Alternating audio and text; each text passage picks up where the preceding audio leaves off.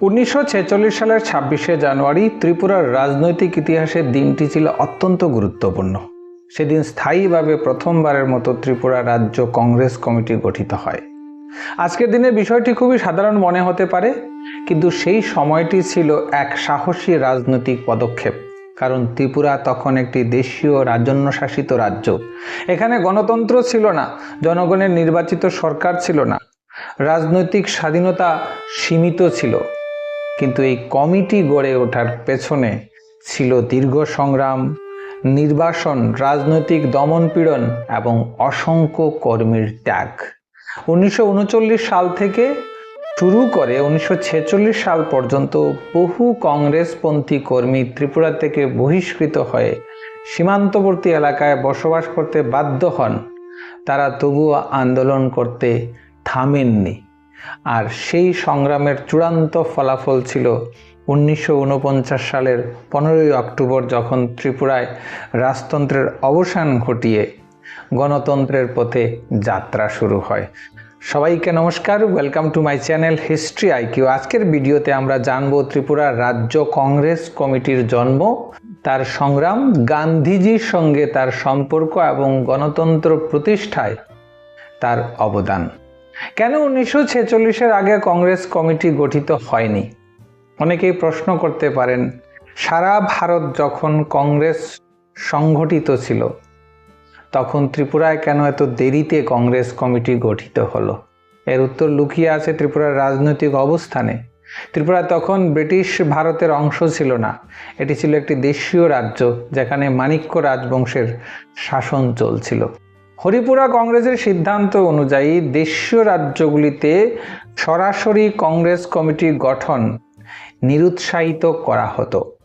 ফলে ত্রিপুরার রাজনৈতিক কর্মীরা এক অদ্ভুত পরিস্থিতিতে পড়েন। তারা কংগ্রেসের আদর্শে বিশ্বাসী, ভারতের স্বাধীনতা আন্দোলনের সমর্থক, কিন্তু নিজেদের রাজ্যের ভেতরে আনুষ্ঠানিকভাবে কংগ্রেসের সংগঠন গঠন করতে পারছেন না। এই সীমাবদ্ধতার মধ্যেই তারা অন্য পথ খুঁজে নেন। 1939 সালে ত্রিপুরা রাজ্য থেকে বহিষ্কৃত কয়েকজন রাজনৈতিক কর্মী সীমান্তবর্তী অঞ্চলগুলিতে কংগ্রেস কমিটি গঠন করেন। তারা ত্রিপুরা রাজ্য গণপরিষদের সঙ্গে যোগাযোগ রেখে আন্দোলন চালিয়ে যেতে থাকেন। এভাবেই ত্রিপুরায় কংগ্রেসপন্থী রাজনৈতিক চেতনার ভিত্তি তৈরি হয়। 1946-এ স্থায়ী কংগ্রেস কমিটির জন্ম। 1946 সালের 26শে জানুয়ারি অবশেষে ত্রিপুরা রাজ্য কংগ্রেস কমিটি আনুষ্ঠানিকভাবে প্রতিষ্ঠিত হয়। এটি ছিল ত্রিপুরার রাজনৈতিক ইতিহাসে এক নতুন অধ্যায়ের সূচনা। ত্রিপুরা রাজ্য গণপরিষদের বহু সদস্য সেই নতুন সংগঠনের সঙ্গে যুক্ত হন। প্রধান উদ্যোক্তাদের মধ্যে ছিলেন শচীন্দ্রলাল সিংহ, উমেশলাল সিংহ, সুখময় সেনগুপ্ত, হরিগঙ্গা বসাক, তড়িৎমোহন দাশগুপ্ত, শান্তি দাশগুপ্ত। প্রেসিডেন্ট নির্বাচিত হন শচীন্দ্রলাল সিংহ, সেক্রেটারি হন উমেশলাল সিংহ।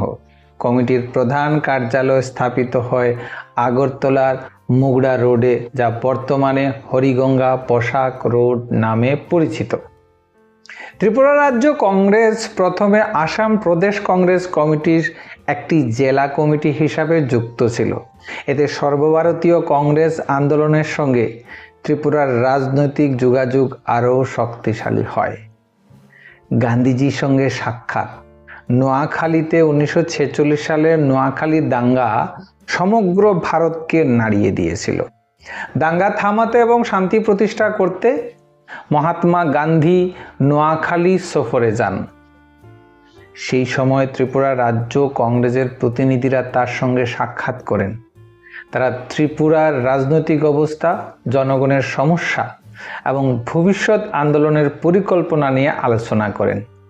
গান্ধীজির কাছ থেকে তারা অহিংস সংগ্রাম, সামাজিক সংস্কার এবং গণসংগঠন গঠনের বিভিন্ন বিষয়ে মূল্যবান পরামর্শ পান। এই সাক্ষাৎ ত্রিপুরার রাজনৈতিক আন্দোলনকে নতুন অনুপ্রেরণা দেয়। কংগ্রেস কমিটির সামাজিক কর্মসূচি কি ছিল? ত্রিপুরা রাজ্য কংগ্রেস শুধুমাত্র রাজনৈতিক আন্দোলনেই সীমাবদ্ধ ছিল না, তারা সামাজিক সংস্কারমূলক কাজেও সক্রিয়ভাবে অংশগ্রহণ করেছিল। তাদের প্রধান কর্মসূচির মধ্যে ছিল অস্পৃশ্যতা দূরীকরণ, চরকা ও খাদি প্রচার, গ্রামীণ স্বনির্ভরতা, মদ্যপান বিরোধী প্রচার, জাতীয় শিক্ষা বিস্তার, সামাজিক ঐক্য প্রতিষ্ঠা। তাদের উদ্দেশ্য ছিল শুধু রাজনৈতিক স্বাধীনতা নয়, সামাজিক জাগরণও। এবার আসছি সংবাদপত্র ও জনমত গঠন। যে কোনো রাজনৈতিক আন্দোলনের জন্য জনমত গঠন অত্যন্ত গুরুত্বপূর্ণ। এই উদ্দেশ্যে সুখময় সেনগুপ্তের সম্পাদনায় 1949 সাল থেকে প্রকাশিত হয় কংগ্রেজিতের দুটি কথা নামে একটি পাক্ষিক পত্রিকা। এই পত্রিকায় সাধারণ মানুষের কাছে কংগ্রেসের আদর্শ, গণতন্ত্রের ধারণা এবং রাজনৈতিক সচেতনতা পৌঁছে দিতে গুরুত্বপূর্ণ ভূমিকা পালন করে। এবার আসছি স্বাধীনতা, ত্রিপুরা ও রাজনৈতিক বাস্তবতা। 1947 সালের 15ই আগস্ট ভারত স্বাধীন হলো।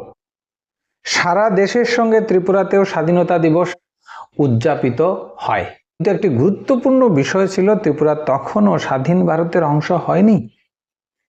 এখানে তখনও মাণিক্য রাজবংশের শাসন চলছিল। তবে মহারাজা বীর বিক্রম কিশোর মাণিক্যের মৃত্যুর পূর্বেই ত্রিপুরাকে স্বাধীন ভারতের সঙ্গে যুক্ত করার ইচ্ছা প্রকাশ করেছিলেন। এটি পরবর্তী সংযুক্তিকরণের পথকে অনেকটাই সহজ করে দিয়েছিল। ত্রিপুরা ভারতের সঙ্গে তারপর যুক্ত হয়। 1949 সালের 9 সেপ্টেম্বর ভারত সরকার এবং ত্রিপুরা রাজ্যের মধ্যে একটি ঐতিহাসিক চুক্তি স্বাক্ষরিত হয়।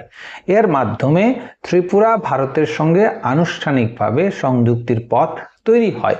অবশেষে 1949 সালের 15ই অক্টোবর ত্রিপুরা স্বাধীন ভারতের অন্তর্ভুক্ত হয়। রাজতন্ত্রের অবসান ঘটে, গণতান্ত্রিক প্রশাসনের সূচনা হয়। আর এটা ছিল ঐতিহাসিক তাৎপর্যপূর্ণ ঘটনা। ত্রিপুরা রাজ্য কংগ্রেস কমিটির গুরুত্ব অত্যন্ত গভীর। প্রথমত, এটি ত্রিপুরার সংগঠিত রাজনৈতিক আন্দোলনের স্থায়ী ভিত্তি তৈরি করেছিল। দ্বিতীয়ত, জনগণের মধ্যে গণতন্ত্রের ধারণা ছড়িয়ে দেয়। তৃতীয়ত, জাতীয় স্বাধীনতা আন্দোলনের সঙ্গে ত্রিপুরার সম্পর্ককে আরো শক্তিশালী করে তোলে। ত্রিপুরাকে স্বাধীন ভারতের সঙ্গে যুক্ত করার জনমত গঠনে গুরুত্বপূর্ণ ভূমিকা পালন করে। পঞ্চমত, রাজতন্ত্র থেকে গণতন্ত্রের উত্তরণের ক্ষেত্রে এটি একটি ঐতিহাসিক সেতু বন্ধনের কাজ করে। তাহলে 1938 থেকে 1949 মাত্র 11 বছরের মধ্যে ত্রিপুরার রাজনৈতিক চেহারা আমূল বদলে যায়।